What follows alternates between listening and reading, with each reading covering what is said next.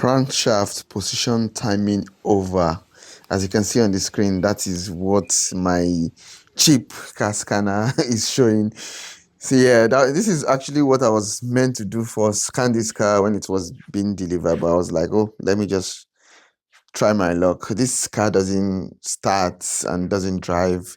It's an automatic car. So, I got it off auction and I decided to just see if this will start, give it a go. But the first obstacle was there was no fuel in this car. So it was completely empty. The tank was completely empty. So I decided to go to the filling station to get some fuel and gas it up. Yes, obviously I used my jerry can, but I don't want to show you what it looks like in this video. As you can see on the ground, it wasn't looking good at all. Yeah, so giving it a go,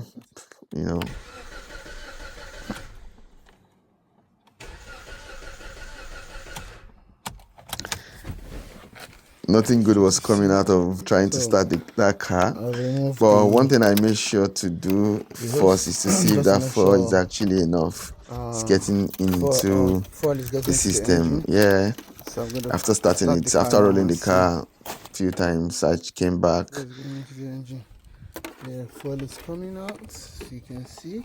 Yes, fuel is getting into the engine, but still the car is not starting. So I got to this point, I was like, I need to scan this car right now and find out what exactly is wrong with this car. And that was when I realized that this car timing is not correct from what I'm seeing in this code. I hope I can read this code right. So I made up my mind I'm going to replace the engine of the car because I've never rebuilt an engine before. So watch out for my next video where I'm going to be changing this car engine. So don't forget to like, comment, and share. Don't forget to follow my channel or subscribe depending on where you're watching on. See you in the next one. Cheers.